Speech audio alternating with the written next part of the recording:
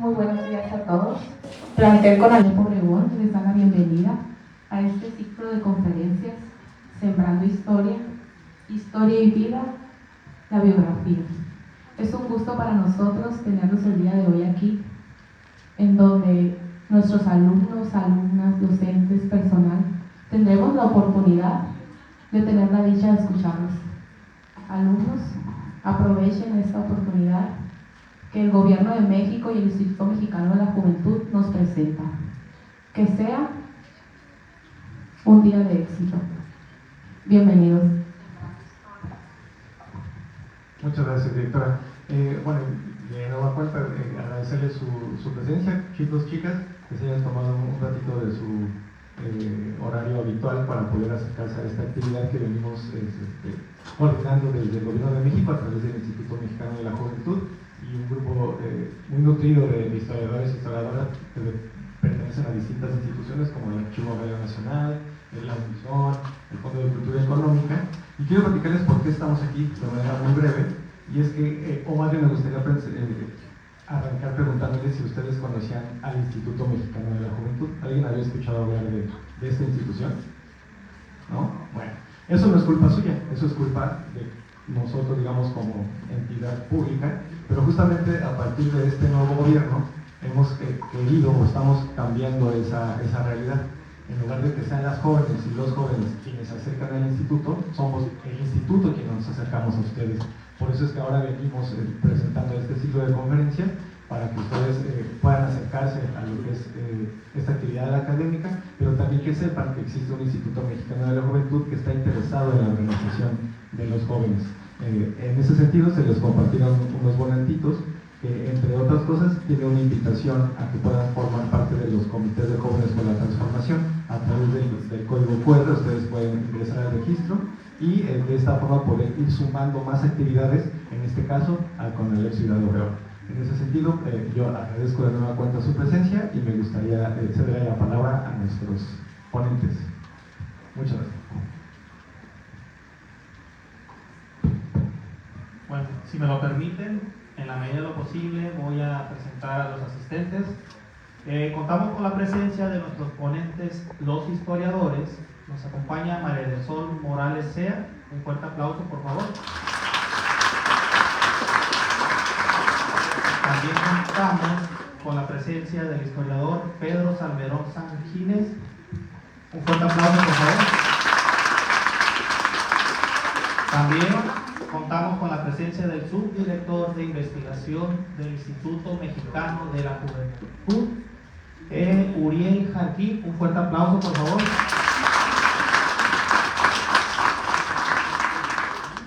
Contamos con la presencia también del maestro Alfredo Acedo, quien es del colectivo El Quehacer Cultural de aquí de Cajeme. Un fuerte aplauso, por favor. También contamos con la presencia de Alonso Tadei del Instituto Sonorense de la Juventud. Un fuerte aplauso. La maestra Alba Marisa Jara Barra, quien es nuestra directora de plantel. Un fuerte aplauso.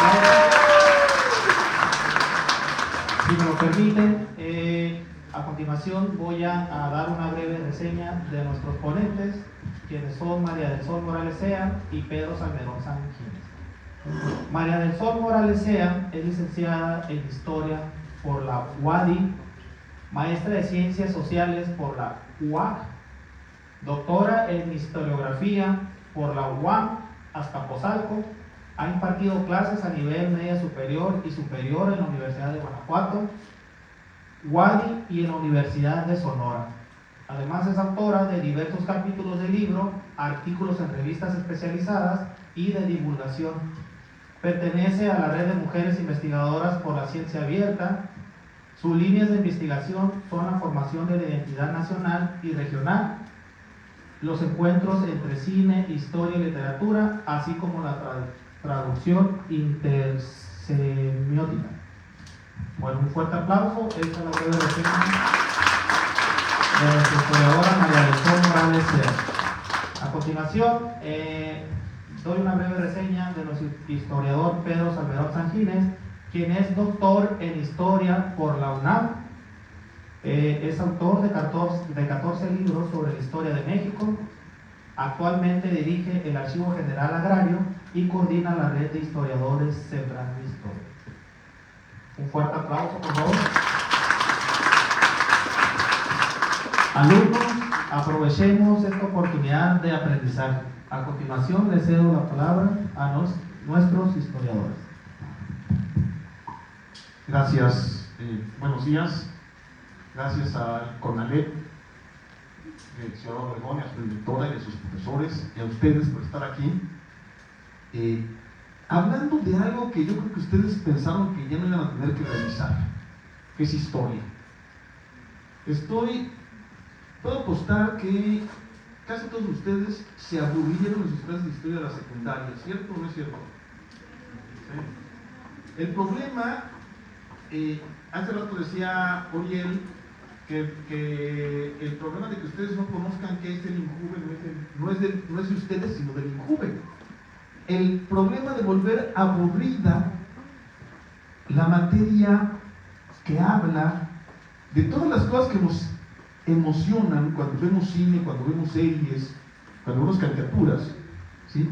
Traiciones, cobardías, valor, las aventuras, el uso de la inteligencia, los actos de mayor valor o de mayor cobardía, los más crueles, los más generosos, que eso es la historia, los chismes más sabrosos, puro chisme también. Volver aburrida la historia es una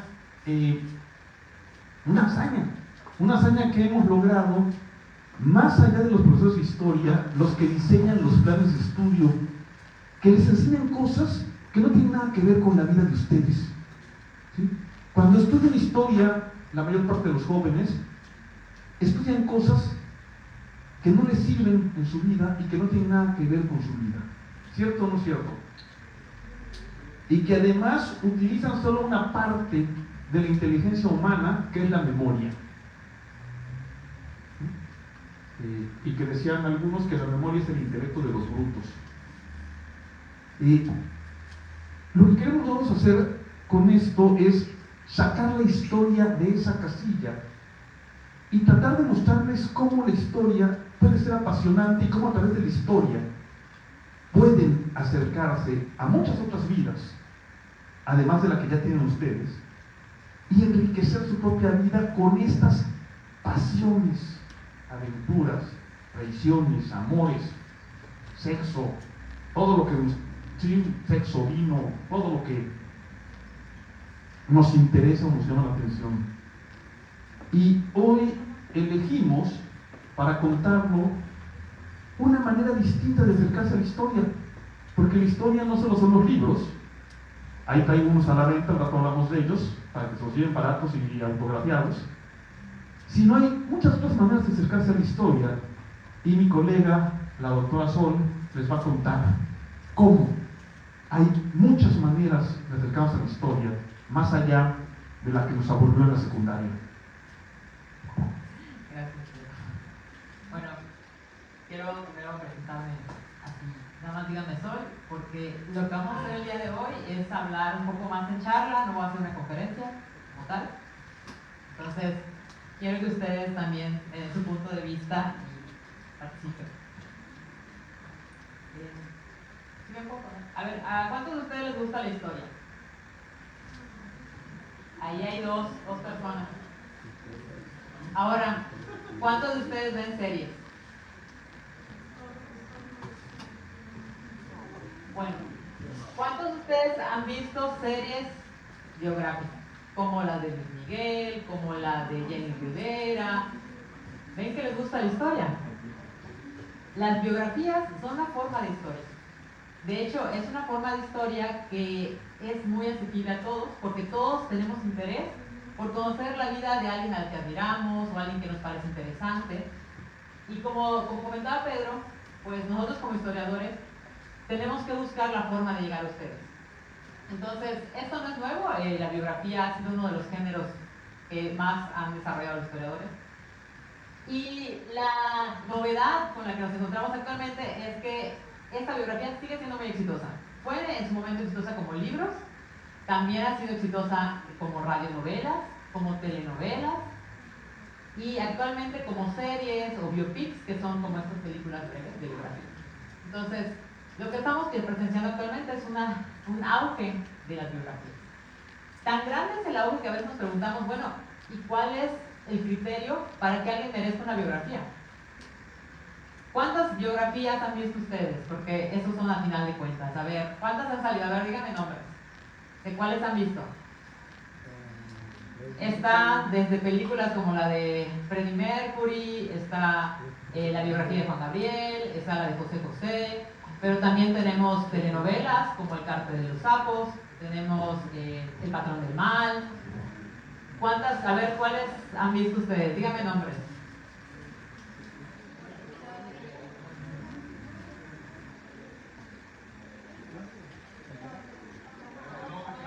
El Patrón del Mal y de Pablo Escobar. ¿Cuál otra han visto? Frida Kahlo. De Frida Kahlo, de Jenny Rivera. Hay de Pedro Infante, de Paquita la del Barrio. Pedro Rivera de Michael Jordan. ¿Cuál otra han visto? ¿Qué les gusta a ustedes?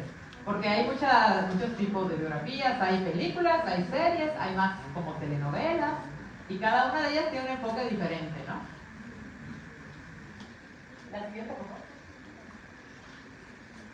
Y la pregunta es, ¿por qué nos gustan estas historias que casi siempre nos enganchan con el pasado de hechos reales? O en esto realmente ocurrió, ¿no? ¿Qué sucede? La narración es una forma de aprendizaje que es innata al ser humano. O sea, nosotros, desde que nacemos, aprendemos a través de estas historias que nos cuentan.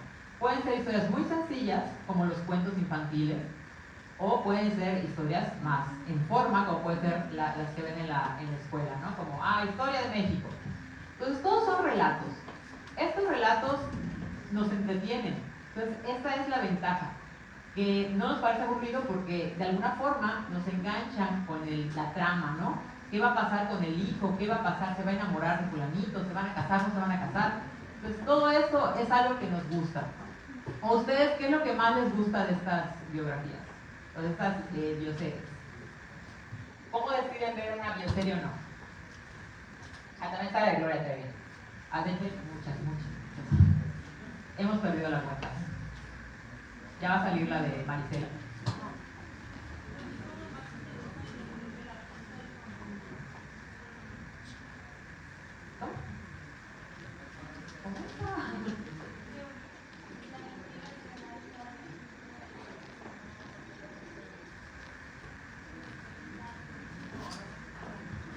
Entonces es muy importante el personaje, ¿no? O sea, como ustedes dicen, esta persona me interesa y quiero saber cómo llegó allá o qué es lo que le pasó detrás de él. Generalmente las personas que reciben o tienen la atención de los productores de estas series, de estas películas, pues son gente famosa, ¿no?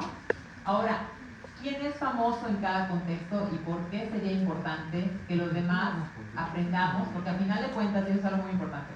Ustedes aprenden a través de esas series. Y digamos que no lo hacen conscientemente, pero están aprendiendo. Están aprendiendo cosas que han pasado, hechos del pasado. A ver, si estamos hablando de Pedro Infante, ¿hace cuánto que vivió Pedro Infante?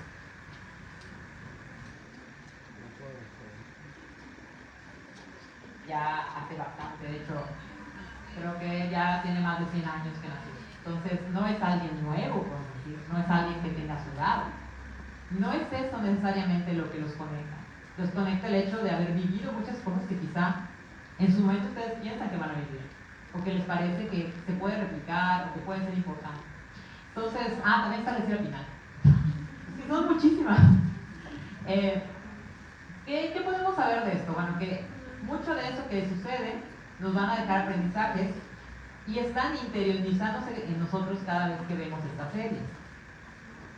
Acá la pregunta es, ¿por qué la mayoría son de personajes de la farándula, podemos decir? Es decir, ¿por qué, por lo menos en México y en habla hispana, la mayoría son de ese tipo? ¿Alguno de ustedes recuerda alguna bioserie o una biopic que no sea de un cantante o de un actor?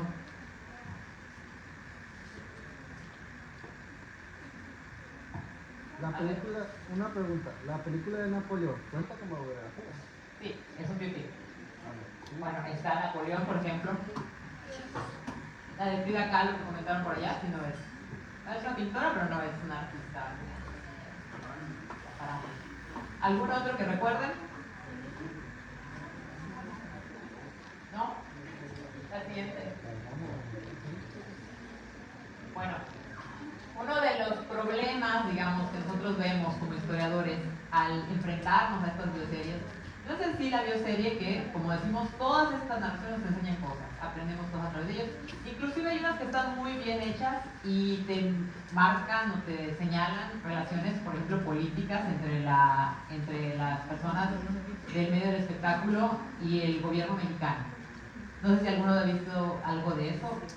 La mayoría no lo alcanza a percibir precisamente porque no conoce mucho de historia, pero por ejemplo en la serie de Luis Miguel se aparece en algún momento pues que él estuvo arropado por el gobierno federal, por el jefe político, o sea que había una relación también entre el papá de Luis Miguel y los políticos, y eso también fue importante, que cómo él va a cantar para el presidente, ¿no?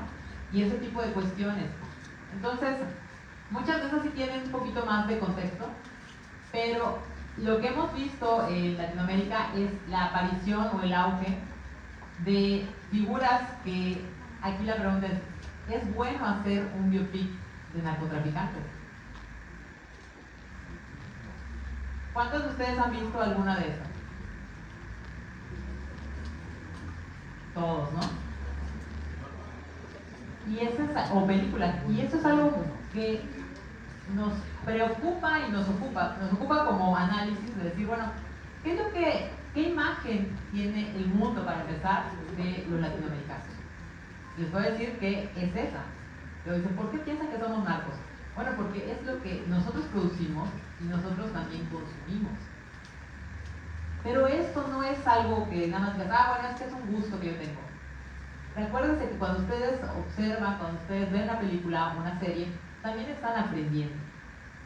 ¿Y qué están aprendiendo? Están aprendiendo algo que no necesariamente es real. Y esas son una de las trampas de las bioseries. La bioserie es muy interesante, te puede llevar a muchas cosas, pero también tiene un sesgo. Vamos a decir que no todo lo que aparece en las bioseries es real. Y no todo está basado, como decían en el título, en hechos reales. Son versiones, son adaptaciones de lo que las personas dicen y en ocasiones es completamente invención. ¿Por qué? Porque es lo que al público le gustaría que al final muera el malo o triunfe la damisela en peligro o la que me caía mejor en la serie. Entonces todo eso es tergiversación de la historia. Y en parte te da un mensaje que no es real. Es como, bueno, todo esto que tiene que ver con narcotráfico es solamente cosas buenas, cosas positivas. ¿Y qué es lo que no estamos viendo cuando vemos ese tipo de bioseries sobre el narco? ¿Cuál es la otra cara del narco?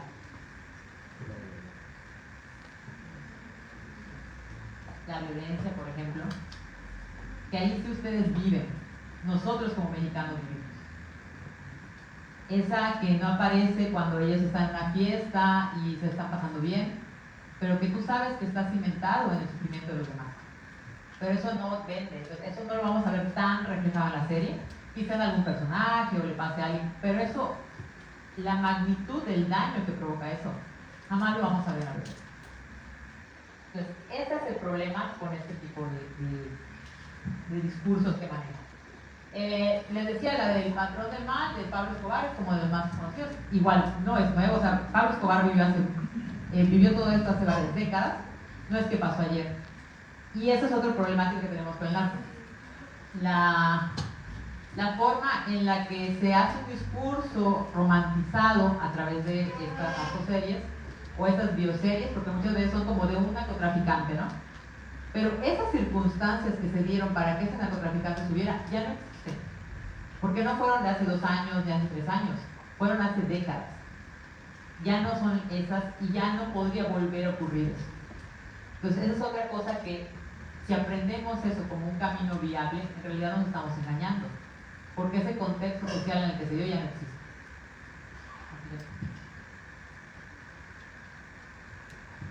Bueno, acá tenemos un ejemplo también de una película, que por ejemplo, a ver, ¿alguien ha visto esta que se llama Colosio el asesinato? ¿Sí? Bueno, pues son otros ejemplos de cómo a través de este tipo de películas o de bioseries pueden aprender un poco de siempre, y eso es algo que también quiero decirles, no solamente en este caso, en todos los casos. Hay que ser muy críticos de todo lo que vemos. Porque nunca es una... A veces me ha tocado escuchar que digan, es que yo lo vi en la película, él realmente esta cosa quería o estaba enamorado de fulanito. No podemos creer a pie juntillas lo que vemos en una serie o porque lo vimos en una película. Seguramente es real, ¿no? Seguramente Luis Miguel, el amor de su vida fue fulanita de tal, ¿no?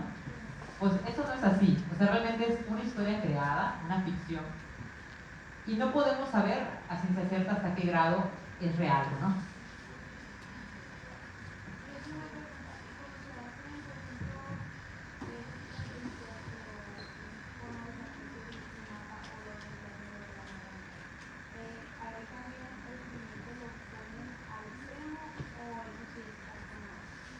Siempre, siempre. Cualquier producción, o sea, cualquier creación humana tiene un grado de subjetividad y tiene un punto de vista, ¿no? Es un punto de vista de un acontecimiento.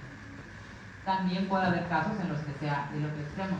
Por eso les digo que lo importante es ser críticos. O sea, siempre que vemos una serie, una película, cualquier cosa, cualquier contenido, cualquier relato, puede ser una versión de. Por eso nuestro trabajo como personas, independientemente de que nos dediquemos a la historia, a la medicina, a la agronomía, lo que sea, es siempre pensar, buscar más información.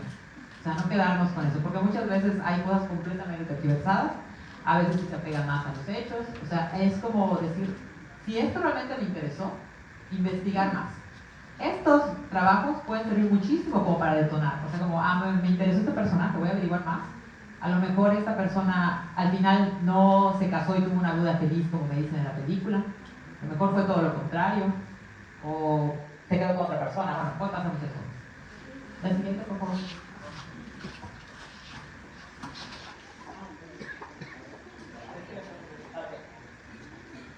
Bueno, aunque no lo crean, existe una película de Morelos, la mayoría no la conoce, fue una producción que se hizo para el Bicentenario, es una biografía de Morelos. El problema que hemos tenido es precisamente eso, que muchos de los personajes históricos parecen no ser muy relevantes para nosotros o para nuestra vida cotidiana, ¿no? Entonces dices, bueno, ¿por qué voy a ver una biografía de Morelos? Me interesa más Mariposa de Barrio, porque ella fue a Estados Unidos y llegó y tal, ¿no? Y la libró. Entonces, bueno, uno de los problemas es que estas producciones muchas veces se alejan de temas que quizá como historiadores nos parecerían también relevantes o importantes para ustedes, y nuestro trabajo es como intentar darles un poquito más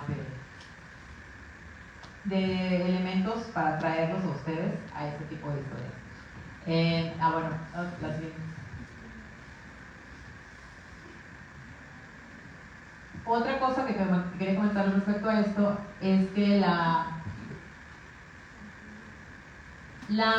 éxito de las bioseries no solamente es acá en México, es a nivel mundial. Y el problema es, como les decía, que los latinoamericanos estamos como sobre representados por artistas, o sea, cantantes y narcotraficantes, pero no es solo lo que se produce. Si ustedes se ponen a ver a nivel mundial, hay muchas producciones que hablan acerca de inventores, de creadores, de empresarios, y uno de esos ejemplos pues es el caso de Jobs. O sea, ya se hizo la biografía de Steve Jobs, ya se hizo la del creador de Facebook, de Mark Zuckerberg, ya se han hecho de gente que ha ido al espacio, o sea, se ha hecho de muchísimos.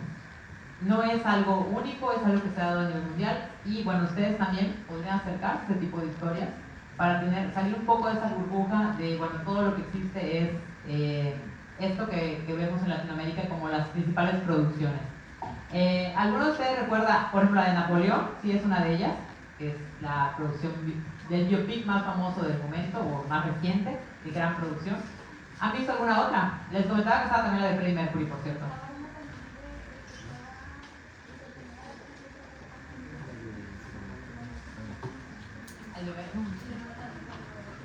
El de Homero, por ejemplo, esta es una que es de México y que tiene otro sentido completamente. O sea, no es buscar a la persona que salía en los medios, ¿no? Pero que sale muy importante, es muy importante para México y para nuestro ecosistema esa defensa, ¿no?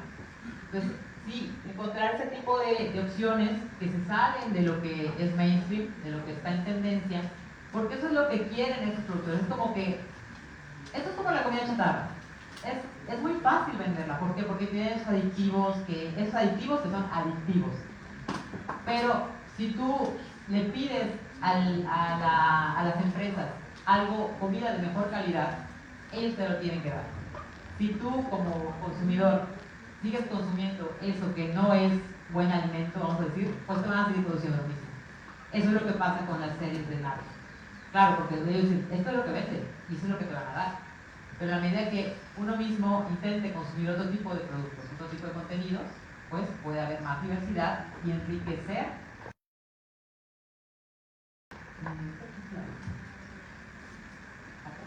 Y al final de cuentas, todo esto tiene que ver con, ustedes pregúntense, bueno, ¿quiénes son ustedes mismos? ¿Quiénes quieren ser? ¿Qué respuestas van a encontrar en eso que ven, en esos contenidos que ven todos los días? Porque no es solamente consumir por consumir. Cuando tú consumes, pues estás adquiriendo una perspectiva del mundo, una perspectiva de la vida. También, ¿qué queremos saber? Queremos saber cómo quiero ser delincuente, quiero saber cómo llegar a ser un gran cantante, o a lo mejor quiero saber otras cosas como cómo puedo participar en la recuperación del ecosistema, o cómo podría yo llegar a estudiar en la universidad. O sea, muchas cosas que no solamente son estas que nos dicen que somos nosotros como latinoamericanos. Y pues esto sería todo de mi parte, chicos. Espero que algo de eso les haya quedado. Vamos a ver si tenemos otras preguntas por parte de ustedes.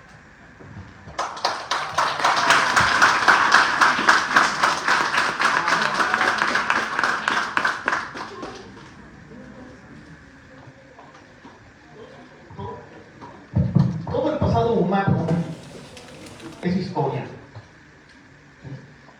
Entonces, cuando en efecto ven ustedes una serie sobre Luis Miguel o lo que le pasó a Luis Miguel o cómo llegó a ser famoso, están viendo historia.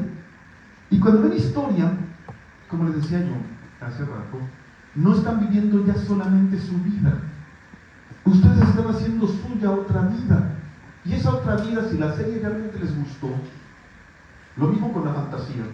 Si una película de fantasía realmente les impacta, ¿sí? Mis hijos, que son un poco mayores que ustedes, aunque no lo crean, les encantaba El Señor de los Anillos y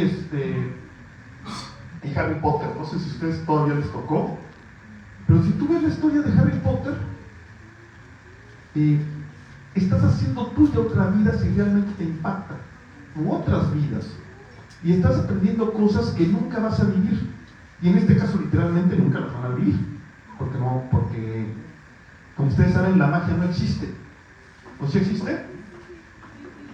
Claro que existe en la imaginación humana, ¿sí? Y al estar en nuestra imaginación existe, ¿sí? Quiere decir yo la magia como la de Harry Potter, ¿no? O sea, yo no puedo sacar una varita y hacerte flotar, ¿sí? Ojalá, pero no se puede. Pero al fantasear no existe como parte de nuestra fantasía, ¿sí? Sí existe. Y estamos viviendo esa vida y aprendiendo cosas que nunca vamos a aprender, o que nunca aprenderíamos en carne propia con nuestras propias experiencias. Leer o acercarse a otras vidas de otras maneras, como en las películas o en las series, nos permite vivir otras vidas. Y también podemos ir escogiendo qué otras vidas queremos vivir. Sí hay buenas películas de narcos, bastante buenas. ¿En qué sentido? En el que te muestran el desastre total, la violencia sin sentido y el final que van a tener casi indefectiblemente todos los narcos, hasta los más famosos y poderosos como estamos viendo ahorita, ¿no? O como los dos ejemplos que pusieron, el que puso Sol y el que puso alguno de ustedes, Pablo Escobar y el Chapo Guzmán, ¿no? Hasta los más ricos y famosos van a acabar como Pablo Escobar y como el Chapo Guzmán. Entonces hay historias que también nos enseñan en ese sentido. Bien, quiero terminar porque queremos platicar más bien con ustedes, diciéndoles que a muchos de nosotros nos gusta leer tanto como ir al cine o como ver series, porque la mayor parte de las historias que no vivimos, las fantásticas y las reales, aunque todas las reales estén más o menos tergiversadas, como bien les digo Sol, ¿sí? Las fantásticas y las reales, las de personajes como Frodo Bolsón o Hermione Granger, que nunca existieron ni pueden existir, al menos no en este mundo, o personajes que sí existieron como José María Morelos, cuya historia es fascinante, apasionante y llena de locuras, como la de Frodo Bolsón, nomás que no nos la cuentan bien. ¿Sí? Esas historias están en su mayor parte en libros. ¿Por qué? Porque es mucho más barato escribir un libro que hacer una superproducción cinematográfica, entre otras muchas cosas. Y porque se escriben libros hace más o menos 4.000 años y se hacen películas hace solamente 100. Entonces hay libros que se escribieron hace 4.000 años, hace 3.000, hace 2.000, y la película más vieja que podemos ver con trabajos tiene 100 años. Entonces se han hecho mucho menos películas que libros. Entonces por eso nos gustan los libros cuando están bien escritos y bien contados, y por eso para nosotros es la plataforma que más nos gusta, a través de la cual nos acercamos más y mejor a esas otras historias. Lo que hay que saber es qué libro leer. Ahorita, lo menos hay que educar aquí en Ciudad Obregón, ¿no? ¿Verdad? No, nada más en Hermosillo. Sí, ahorita salió una serie de libros de 12 pesos que se llama Vientos del Pueblo, la colección, y que trata todo tipo de historias. Lo que tenemos que preguntarnos es, cuando quiero leer, por ejemplo, ¿qué tipo de historias me gustan en las bioseries o en las películas de piratas, de ladrones, de narcotraficantes? Y a esas me puedo acercar también a través de la lectura poco a poco, a eso que a mí me gusta, a eso que a mí me atrae. ¿Sí? Se los recomiendo. Si alguna vez van a Hermosillo, dense una vuelta a esa librería y compren esos libritos de 12 pesos. Y bueno, decíamos que hay historias, estos son libros que yo traigo ahora, que les ha ido muy bien. Los escribí no para historiadores, no de historia. Y ha habido otra cosa que es a la vez fascinante y terrible, que es la guerra. Si alguien quiere comprarnos o que platiquemos un poco de eso, lo hacemos. Y si no, vamos a platicar de guerra, y de una guerra muy particular y muy cercana a ustedes, al rato a las 6 de la tarde. A las 6 de la tarde en el Palacio Municipal, por si quieren vivo, invitar a alguien y hablar. Ahí hablaremos de guerra y de guerras. ¿Sí? Aquí hablamos de biografías y bioseries. Cuando decimos biografía, decía Sol que es uno de los géneros más antiguos. ¿Sí? Hace 2.500 años escribían libros centrados en las personas, en los reyes, en los poderosos, en los héroes. Historias de héroes que nunca existieron, como Hércules, o de héroes que sí existieron, como Alejandro. Por cierto, también hay unos series sobre Alejandro, ¿no? Sí, una serie de películas. Bueno, de eso queríamos platicar. Ahora les pasamos el micrófono a ustedes, por si tienen más preguntas, observaciones, o algo se les quedó. Les paso el micrófono.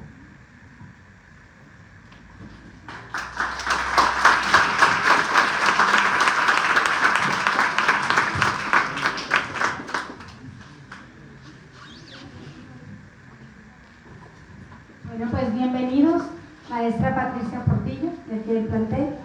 En torno a lo que mencionaba Sol, qué importante es enlazar una crítica que nos haga pensar en un todo y en un nada. Con relación a los libros, leemos un libro y nos puede encantar y vamos al cine y lo mejor fueron las palomitas. Completamente diferente a la expectativa que llevábamos por haber leído un gran libro. Entonces ahí el criticar, el tener una cultura de leer, en este caso aquí tengo a mi fila, al círculo de lectura de aquí del plantel, ¿sí? Aquí tenemos a jóvenes que no solo están apasionados por leer, comparten su lectura, pero con una crítica personal hacia eso. Y ahora en este semestre cerrando, que ya se nos van, ya se gradúan algunos, escribiendo. Ya tenemos aquí a unos escritores grandes porque es una escritura, una creación de ellos. Entonces, gracias por venir, gracias por compartirnos y pues felicidades por todo lo que hacen.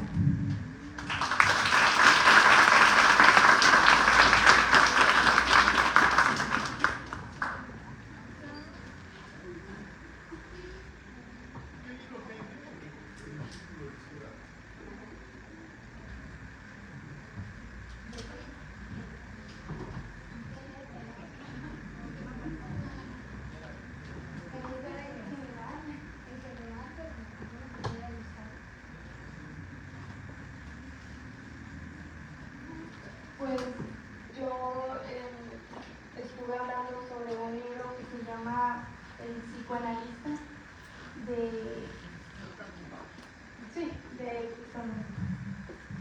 que yo compartí. Realmente nos juntamos y decidimos en la sesión una persona que hable del libro que está leyendo y de qué le gusta, de qué no le gusta y aunque ahorita está más orientado a que las personas del club de lectura hablen de lo que ellos escriben.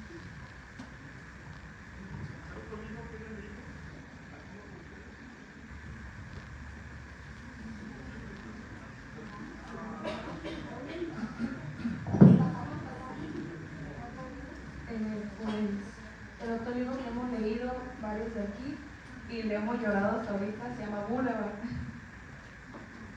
Se nos gustó mucho por la trama y porque también trata sobre uno de nuestra edad más o menos que fuma marihuana y le gusta todo eso y cuenta sobre su vida y sobre la vida sobre la muchacha. Nos gustó mucho sobre eso. Ahí se van metiendo en otras vidas y en otras formas de pensar, ¿sí? Eso es lo que hacen los libros. Les traigo, mira, voy a dejar aquí en la biblioteca a donar uno de los libros que traigo, que se llama 10 batallas que cambiaron a México. ¿Y por qué ese? Porque cada historia está en 25 o 30 páginas y se pueden leer por separado. Y nos lleva a estos personajes de los que hablábamos, que pueden ser tan fascinantes como los de fantasía, pero tienen una peculiaridad: sí existieron. Y no nada más son nombres de calles: Ignacio Zaragoza, José María Morelos, Miguel Hidalgo, Leona Vicario, Dolores Jiménez y Muro. Y no nada más son nombres de calles. Álvaro Obregón, de quien vamos a hablar al rato. No sé si al rato o mañana me toca Obregón. ¿Sí? De eso platicamos. ¿Alguien más? Ya, voy a hacerles un comentario. Bueno, y veo que hay varios que están estudiando enfermería, me parece, o es la, fíjense que hay un libro muy interesante. La enfermería es igual una de esas disciplinas que es fascinante porque tiene una historia de mucho sufrimiento. Y una de ellas, o el origen principalmente de la enfermería, está muy relacionado con la guerra precisamente. Hay un libro de una autora que se llama Sofía Fedorchenko, que habla acerca de los testimonios de las enfermeras y los pacientes de la Primera Guerra Mundial. Y es un libro fascinante y muy crudo, porque te habla acerca de gente que en ocasiones está muriendo o en ocasiones dice algo tan mínimo pero que durante la guerra es fundamental. Y acá lo importante es precisamente que se valora el lugar de la enfermera. O sea, qué tan importante es esa figura en el momento en el que las personas están entre la vida y la muerte, en medio de una guerra, Además, la Primera Guerra Mundial, pues imagínense, no había nada, ¿no? No había medicinas, no había desinfectantes, entonces era bastante limitado lo que ellos podían hacer.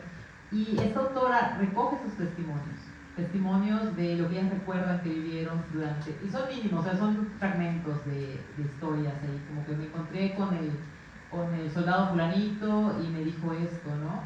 Y es realmente muy dramático y creo que sería una lectura que podría interesarles. Pues si pueden, dense el tiempo de buscarla. Se llama El pueblo en la guerra, porque además habla del pueblo, efectivamente, como decía, la biografía muchas veces habla de estos grandes héroes, pero pues no todos pueden ser grandes héroes. Entonces, ¿quiénes son las personas que están realmente abajo y que también viven día a día estos padecimientos que tenemos todos, ¿no? Entonces, si pueden, chequenla. Se llama El pueblo en la guerra y es de Sofía Pedorche.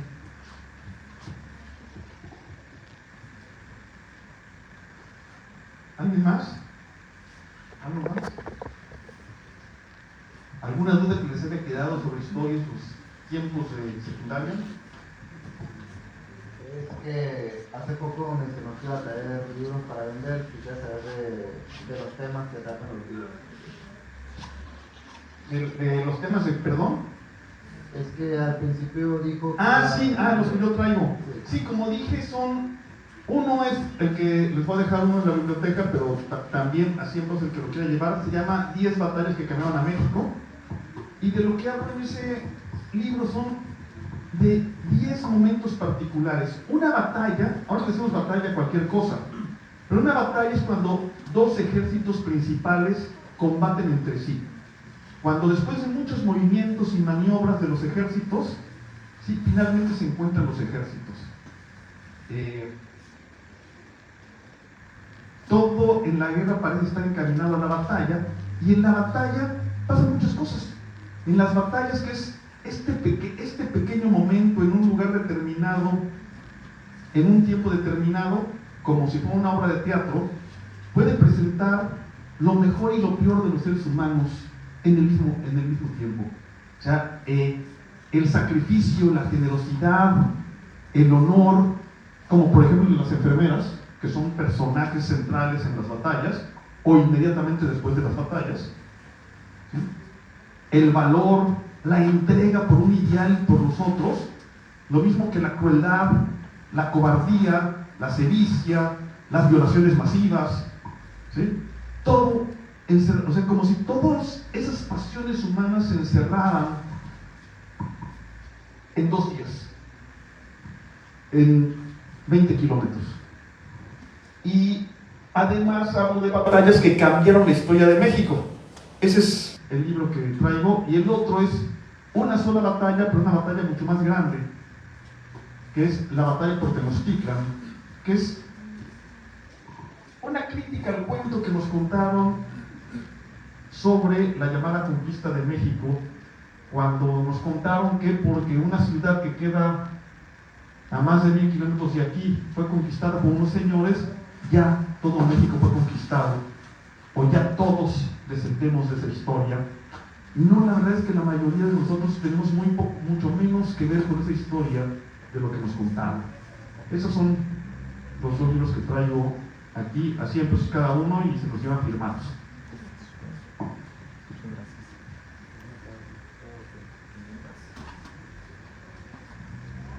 Pues si no tienen más, yo todas las preguntas... sí, hay una, perdón, por favor. Gracias. Esta es una pregunta, creo yo, más personal.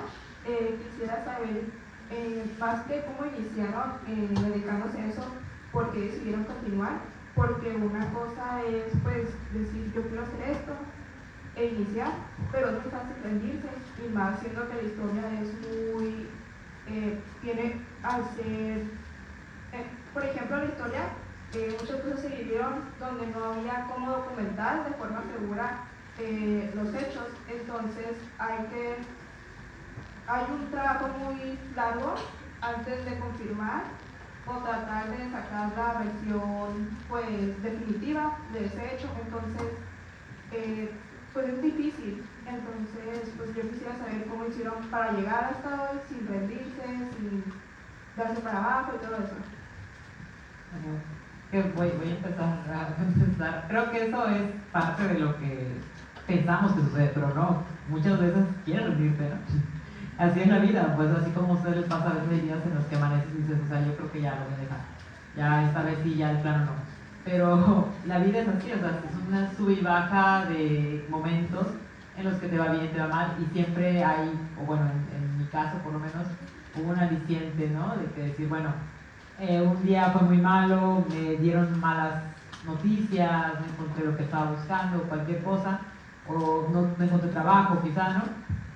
Pero pues la vida sigue y más adelante encuentras otras puertas que te abren otras oportunidades, y lo importante es no rendirse, ¿no? Aunque hay días en los que pareciera que no hay solución, pues siempre hay otro día. Entonces creo que eso en cualquier profesión a la que te dediques puede haber dificultades, pero lo importante es intentar mantenerte y no cerrarte a que ya no va a haber nada más allá, porque siempre va a haber algo más después. Bueno, ni en la historia, ni en ninguna ciencia, ni en nada humano hay nada definitivo. Por ejemplo, la ciencia física, que supuestamente es la ciencia dura por excelencia, cuando si creemos que descubrimos una nueva cosa y la sumamos a lo que ya queríamos saber, en realidad lo que pasa es que cuando descubrimos una cosa nueva de la física, esa cosa nueva nos obliga a cambiar todo lo que ya queríamos saber. Igual en las ciencias médicas pasa eso, creíamos que ya sabíamos todo de los virus y de pronto aparecen otros virus que o no teníamos detectados, o son mutaciones, o quién sabe qué hacen. Y lo que queríamos saber sobre los... ya ni siquiera creo que ya ni siquiera están clasificados como animales, ¿verdad? Cuando yo estudié la secundaria y la prepa, los virus todavía se clasificaban dentro del reino animal. Imagínense, primero, hace cuánto tiempo estudié la prepa, y segundo, cómo ha cambiado el pensamiento en torno a esos seres, por ejemplo, ¿no? Y en historia pasa lo mismo. Aquí tienen una historia que es de la que vamos a hablar hoy en la tarde, muy cerca, ¿sí? Que es la de los yaquis, y los yaquis en general no dejaron testimonios. Casi todo lo que sabemos de los yaquis lo sabemos por los enemigos de los yaquis, ¿sí? Y sin embargo hay formas de encontrar no toda su historia, porque insisto, no hay nada definitivo y no hay todos en ningún área del conocimiento humano, en nada humano, pero sí acercarnos a la comprensión de ese grupo humano que casi no dejó historia, y no porque no supieran dejarla. Por ejemplo, no tenemos ninguna historia escrita de Tenochtitlan escrita por los mexicas. En primer lugar, porque cuando los españoles y sus amigos ganaron la guerra, quemaron todos los códices.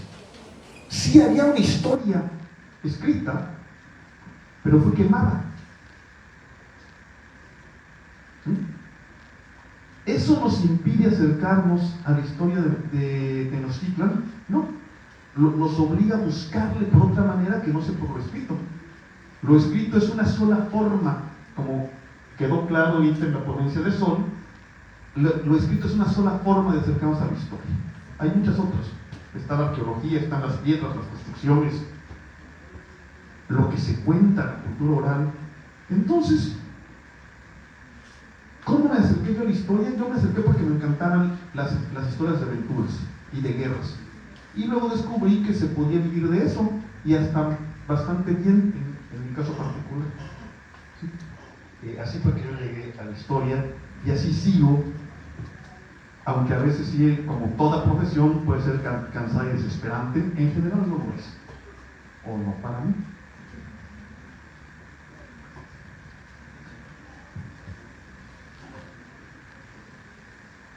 ¿Qué fuentes ustedes usan para investigar o para hacer sus propios libros?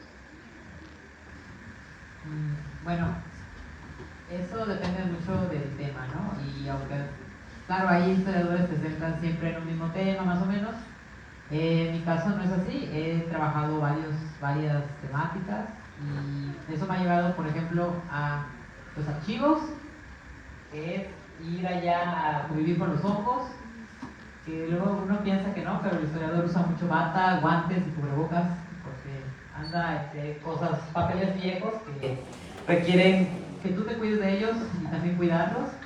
También tenemos ya fotografías, por ejemplo, películas antiguas. En mi caso también he usado mucho análisis de películas antiguas, de los 50 principalmente. Periódicos también, hemerotecas, o sea, mucho periódico que antes, ya saben, era impreso, pero también ya he utilizado publicaciones de internet digitales, pero que son periódicos digitales. Y también estadísticas, o sea, sabemos que el INEGI maneja estadísticas, pero pues antes incluso el INEGI ya ha existido estadística en México, y también he manejado esto, libros, también tenemos diarios personales, por ejemplo, en el caso de algunas historias que son difíciles de conseguir. Cuando encuentras un archivo personal, eso es genial, es como esos días que te sacaste la lotería, que alguien guardó, un familiar guardó todas sus fotos, las cartas que le escribía y cosas por el estilo. Bueno, eso también es muy enriquecedor. Y digamos que sí, me ha tocado manejar muchos tipos de fuentes de todas estas, y eso también requiere pues un poquito de aprender a manejar cada una de ellas, ¿no? Y a no creerle nada a ninguna. Creer no. Creer es una palabra que no debemos usar los historiadores. ¿Sí? Criticarlas, aprender de ellas, confrontarlas. ¿Qué fuentes usó? ¿Qué fuentes usamos los historiadores? Todas las que haya. ¿Sí? Todas las que nos puedan acercarnos al pasado. Una iglesia es una fuente. Una casa es una fuente.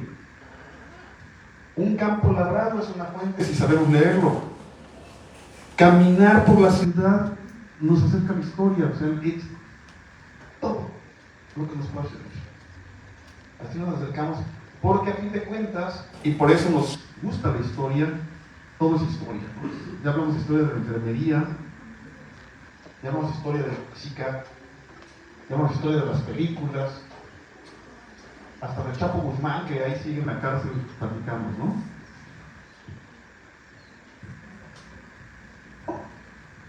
¿Cómo deciden qué información poner y cuál no?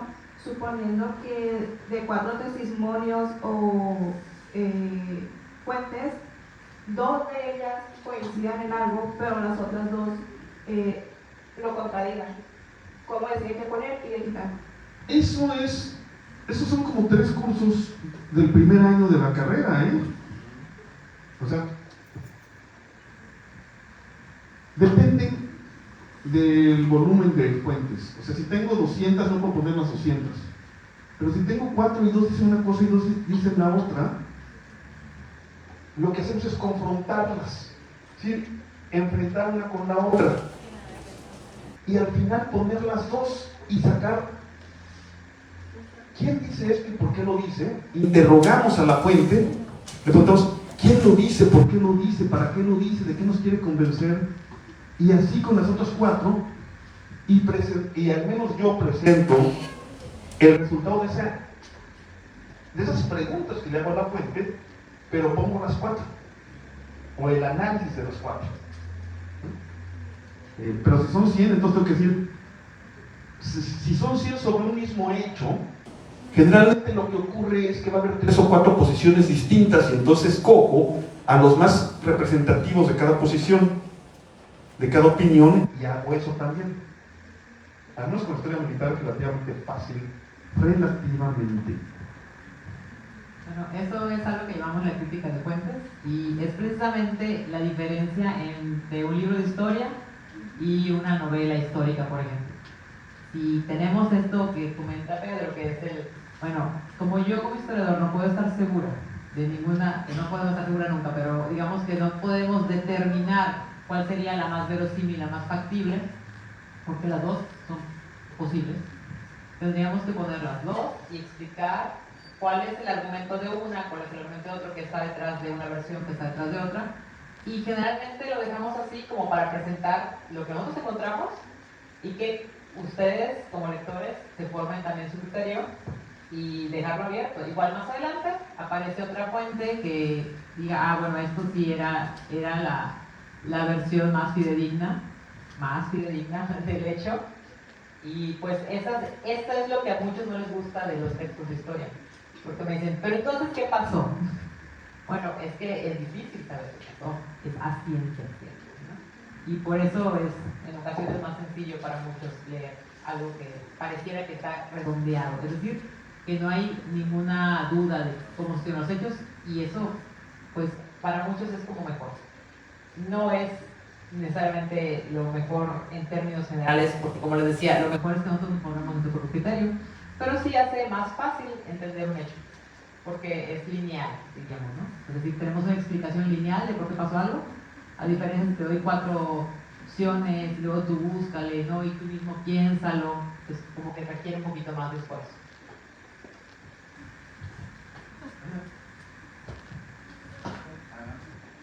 A la hora de escribir un libro, ¿qué es lo que nos inspira? ¿De dónde nace esa inspiración?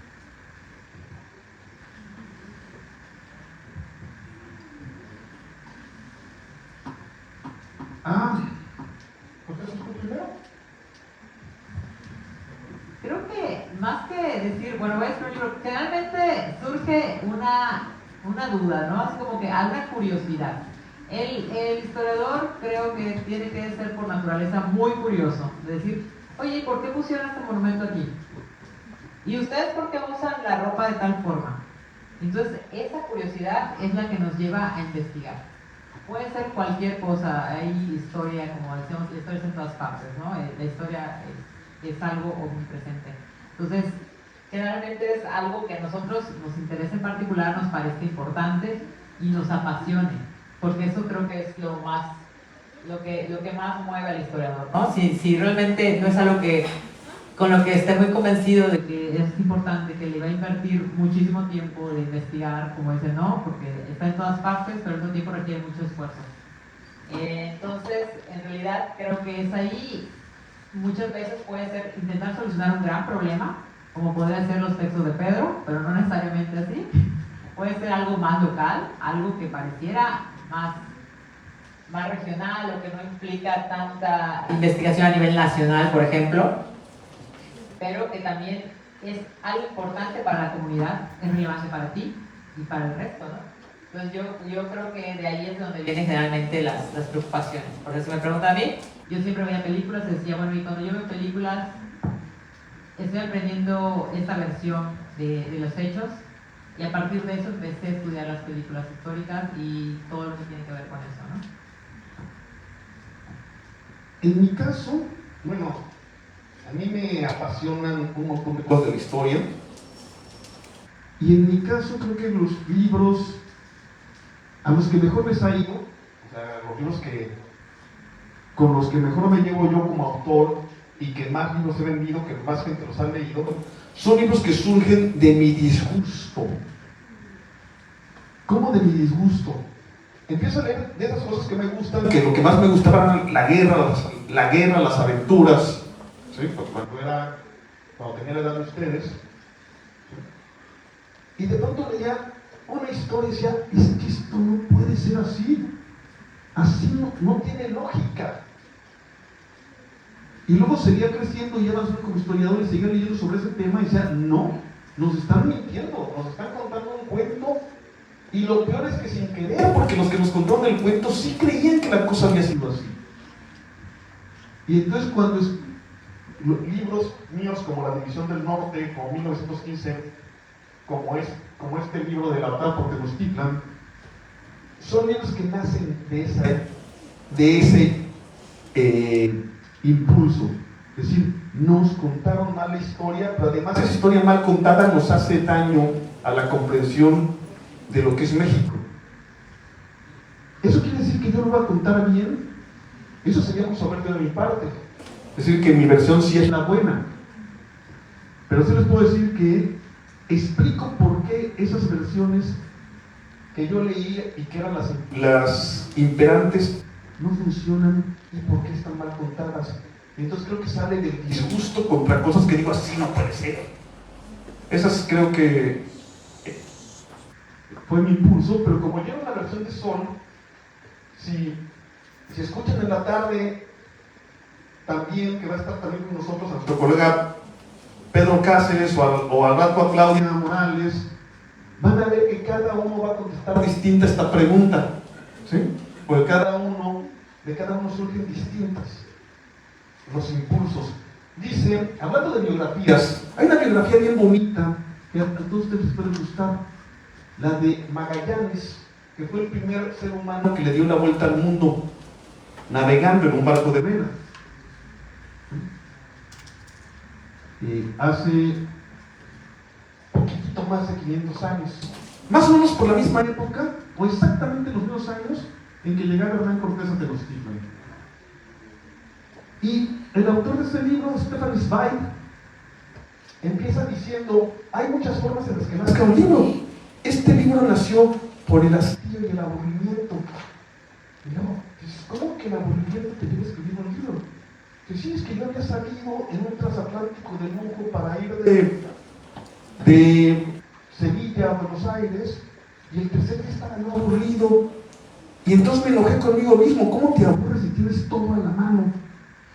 ¿Qué habrá sido de aquellos que cruzaron este océano antes, entre ratas, peste, escorbuto, que es una enfermedad que acá igual sus compañeros de enfermería se la saben, comiendo polvo de galleta, sin saber dónde estaban ni a dónde iban? Y entonces del aburrimiento nació ese libro maravilloso, y así por el estilo. Los libros nacen de muy distintos impulsos, del asco, del odio, del amor, del hastío, de la curiosidad, etc. De la cosa que salga de uno mismo. ¿Cuánto tiempo les lleva hacer un libro? Desde la información hasta que se vende ya. Esa pregunta es muy buena porque no hay un tiempo, no existe un tiempo. Como decimos, ¿no? Como realmente el impulso es muy personal. O sea, hay gente que te puede decir, yo esto lo inicié cuando estaba como ustedes en la prepa y empecé a recopilar información y ya a los 80 años decide publicar su libro. Hay gente que lo hizo en la tesis de doctorado, por ejemplo, o que por su cuenta, en sus ratos libres. Realmente esto no tiene un límite, no tiene tiempo, es lo que quieras. Un poco también lo que decíamos del número de fuentes, pues bueno, no se acaba nunca, pero pues hay momentos en los que tú dices, bueno, ya, hasta aquí voy a hacer. Ahora, generalmente ya como profesionales pues tenemos límites de tiempo establecidos por las instituciones, y ahí sí te pueden dar pues 2 años, 3 años, hasta 5 años para hacer un libro, pero pues no es siempre lo ideal. A veces tenemos que cerrar el libro precisamente por eso, ¿no? Porque ya nos están comiendo los tiempos de presentar las últimas versiones de galeras y demás, pero en realidad lo ideal, sobre todo en la historia, sería que no hubiera un límite de tiempo establecido, ¿no? Sí, un libro de historia, de investigación histórica, no de difusión, porque hay muchas variantes en la historia, pero un libro de investigación histórica no se lleva menos de 3 años. ¿Sí? Otro tipo de libros se pueden llevar menos tiempo, pero uno de investigación histórica sí, no menos de 3 años. Pero además el primer libro se tiene que llevar más tiempo, porque el primer libro, que muchas veces es tu tesis de doctorado, o sea, en la licenciatura aprendemos las reglas de la historia. En la maestría no sé qué hacemos, porque cada vez estoy más convencido de que sobra. Y luego hacemos el doctorado, y nuestro primer libro casi siempre es la tesis de doctorado. Y detrás de la tesis de doctorado está toda la carrera, toda la maestría, todo lo que pensamos desde antes. Entonces se lleva más tiempo un primer libro, pero después sí, insisto, yo creo que no menos de 3 años.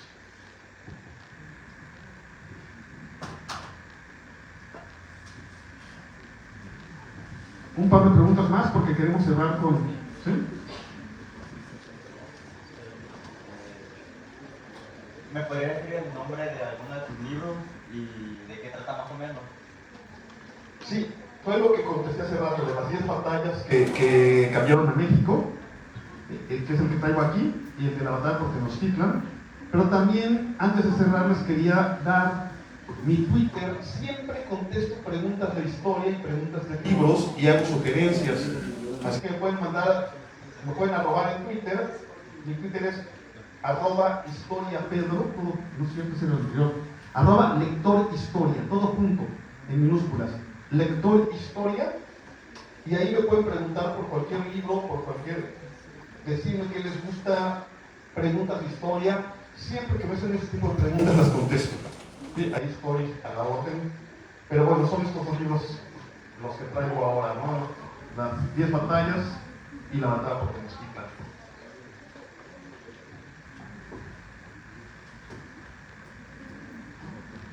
Allá. Cerramos.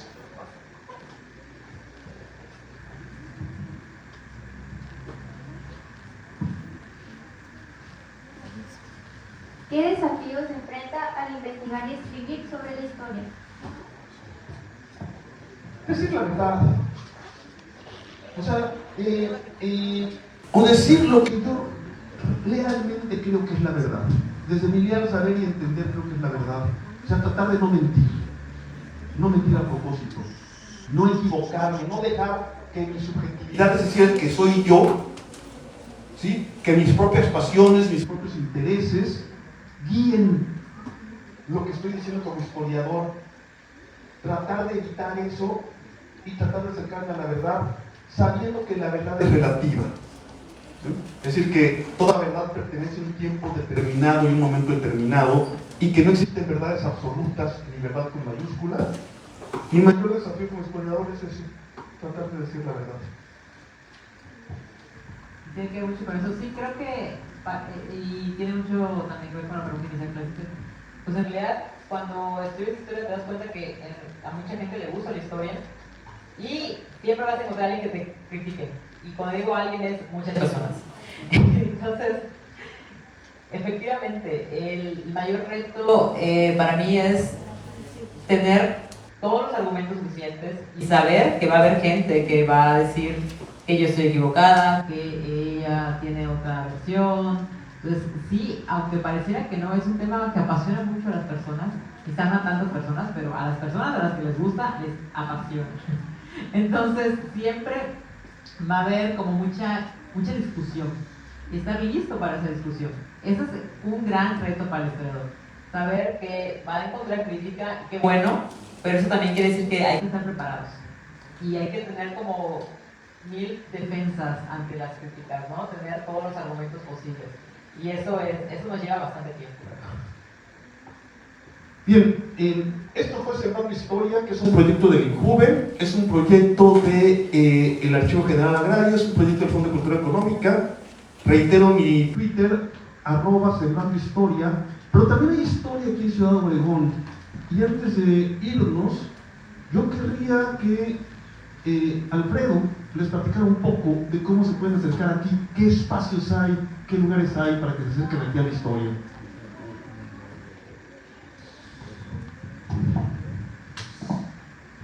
Les felicito porque tienen mucho aguante. Veo caras que podrían seguir una hora más todavía escuchando y hablando de historia. Les voy a recomendar brevemente algunos espacios como me pide Pedro, y tendría que empezar por el Museo Sonora en la Revolución. Está en Nainari y Coahuila. ¿Sí? No más. Y está abierto de miércoles a domingo, como los grandes museos. Y ahí se van a encontrar sobre todo la biografía del general Álvaro Obregón, con un poco, demasiado poco para mi entender, de los otros 3 presidentes sonorenses. ¿Se acuerdan? Álvaro Obregón fue presidente de la República, además de ser uno, quizás el más notable caudillo revolucionario, pero eso es tema de Pedro, de la Revolución Mexicana. Muy poco de Adolfo de la Huerta, muy poco de Plutarco Elías Calles, muy poco de Abelardo Vélez Rodríguez. Pero es muy interesante, es un museo que, a pesar de que ya va a cumplir 15 años de existencia, su museografía, o sea, la manera como está dispuesta la información para que el público pueda acceder a ella fácilmente, es todavía muy vigente. Otro que vale la pena mencionar, que estaba en Ciudad Obregón, pero ahora está en Cocori, es el Museo de los Yaquis. Y de hecho, de unos pocos años para acá, este es un museo mucho más antiguo que el Museo Sonora de la Revolución, pero quizás de unos 4 años a la fecha, es más yaqui que nunca. Los yaquis, me consta, sienten que realmente les pertenece esta institución. Y es muy difícil porque en un museo de historia de una etnia, de un pueblo originario, pues se tiene que hablar de una historia viva, como es el caso de los yaquis en este valle, que además es tema de la conferencia de Pedro hoy a las 6 de la tarde, como lo mencionaba. Y bueno, yo creo que si ustedes, como bien lo decían también nuestros expositores, los historiadores, por las calles de Ciudad Obregón, por las comunidades yaquis, incluso por el Valle del Yaqui, porque cosas mucho más cercanas, más contemporáneas, como la lucha por la tierra, están presentes y pueden, si tienen interés y si tienen la curiosidad, pueden encontrar esos vestigios, esa información relacionada con las raíces de nuestra sociedad en este valle del Yaqui.